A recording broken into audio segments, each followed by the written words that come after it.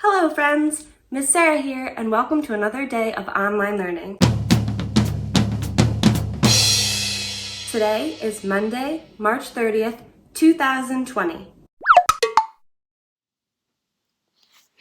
I wonder what the weather is like today. Let's go take a look and see. I wonder if it's sunny, cloudy, rainy, windy, if it's snowing. It's a rainy day. It's going to be 42 degrees and go up to 46, so it's not warm, but it's not really cold either. And now it's time for some science. Last week we talked about the life cycle of a butterfly. That begins with the egg, then the caterpillar, going into the chrysalis, then it emerges as a butterfly, an adult butterfly. We also talked about the life cycle of frogs. Like butterflies, the frog's life cycle starts off with an egg.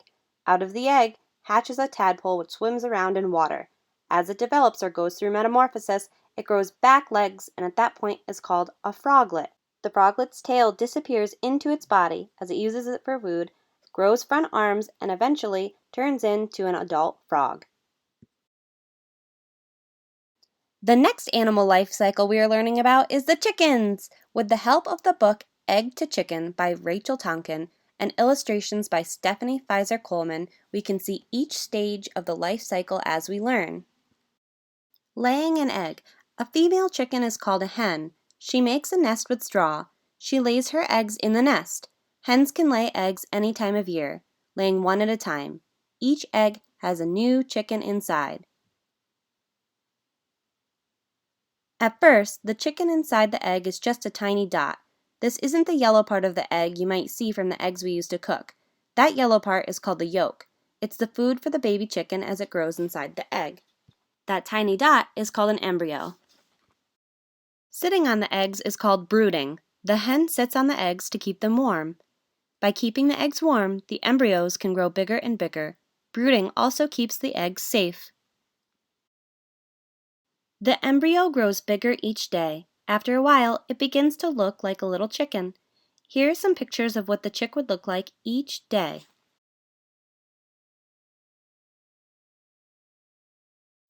A soft fluid called the albumin keeps the embryo safe. Like the yolk, albumin has food in it to help the chick to grow. After 3 weeks, the chick is ready to hatch. The chick breaks the egg shell with a special tooth on its beak called an egg tooth. The egg opens and the little chick comes out. The new chick is wet when it comes out of the egg. It soon dries out and has soft, fluffy feathers. These feathers are called down.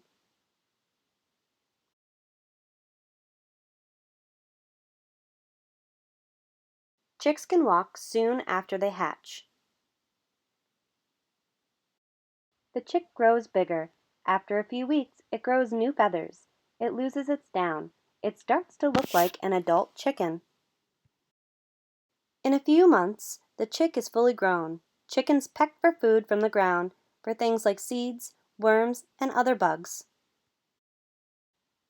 When a hen is about 5 months old, she is ready to lay eggs and have chicks of her own. The life cycle starts again. Like the frog and the butterfly, how does the chicken start its life? In an egg. Inside the egg, there's an embryo. How do we make sure that the embryo gets to grow?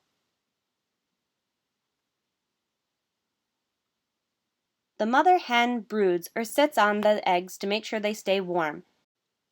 If the mother hen continues to sit on the eggs and keep them warm for 21 days and the embryos keep growing and growing, what happens?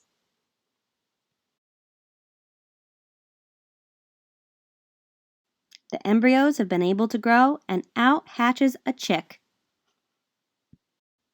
As the chick loses its down and starts to get bigger, what does it turn into?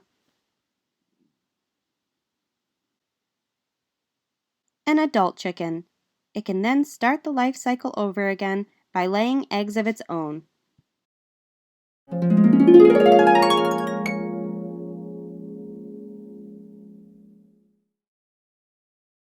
Okay friends, now I'm going to show you how to draw some springtime creatures. If you can, get yourself a piece of paper and something to write with, like a pencil, colored pencils, crayons, or markers, whatever you like best.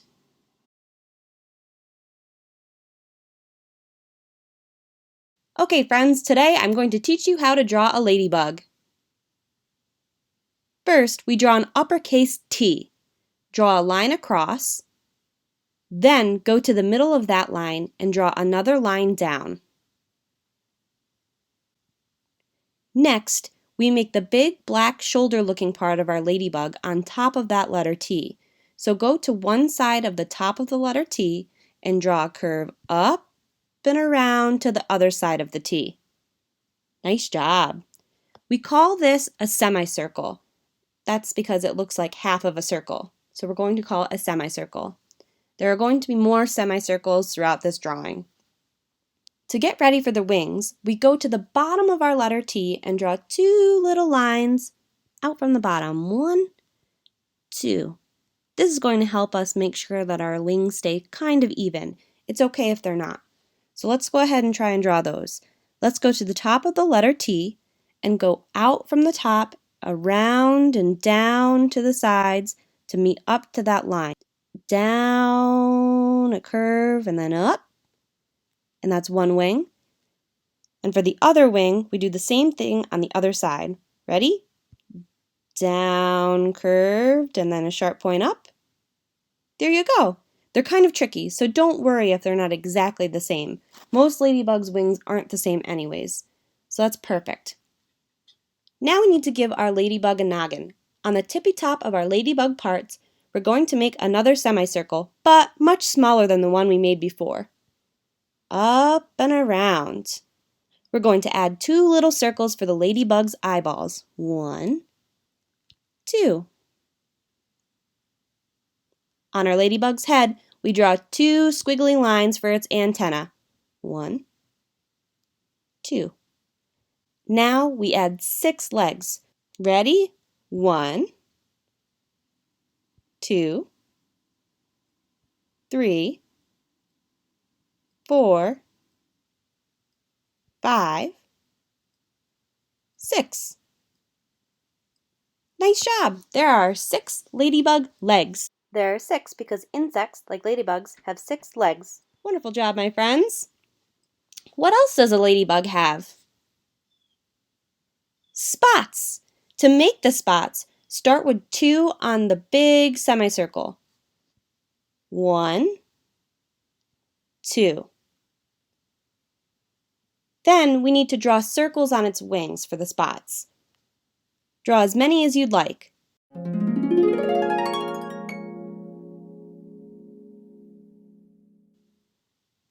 Oh, I almost forgot. The ladybug needs a little bum. Down between the bottom of the wings, its little ladybug bum sticks out as another tiny semicircle. Down and up. And there we go. Now let's color our ladybug. First, I color its head and shoulders. I fill those parts in with black and leave the eyes and spots white so we can still see them. Second, I'm going to keep my black out and fill in the spots on the ladybug's wings.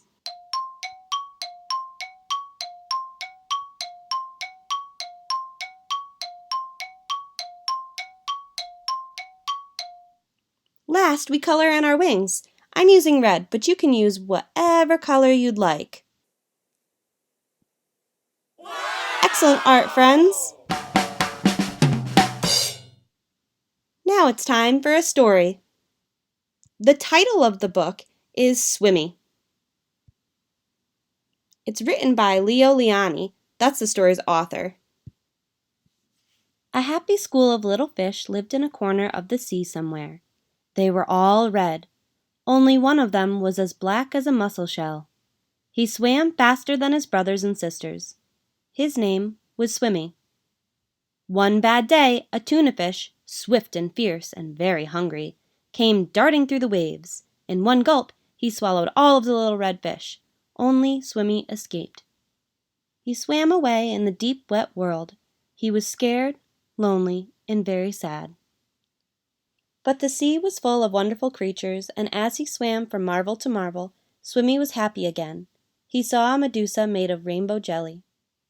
A lobster who walked around like a water-moving machine. Strange fish pulled by an invisible thread. A forest of seaweeds growing from sugar candy rocks. An eel whose tail was almost too far away to remember. And sea anemones who looked like pink palm trees swaying in the wind. Then, hidden in the dark shade of rocks and weeds, he saw a school of little fish, just like his own. "Let's go and swim and play and see things," he said happily. "We can't," said the little red fish. "The big fish will eat us all." "But you can't just lie there," said Swimmy. "We must think of something." Swimmy thought and thought and thought. Then suddenly he said, "I have it! We are going to swim all together like the biggest fish in the sea." He taught them to swim close together, each in his own place. And when they had learned to swim like one giant fish, he said, "I'll be the eye." And so they swam in the cool morning water and in the midday sun and chased the big fish away. In the story, Swimmy and all the other fish came together to form one giant fish. Through doing this and becoming one big fish together, they were able to venture out into the sea, have fun, and stay safe by working together. This is an example of teamwork. We practice teamwork all the time at school. We're kind to each other, we listen to each other, we respect each other, and that helps us to have a nice, successful day and to learn, to have fun, and be safe. What are some things that you think of when it comes to working as a team? Excellent job, my friends. Thank you so much again for joining.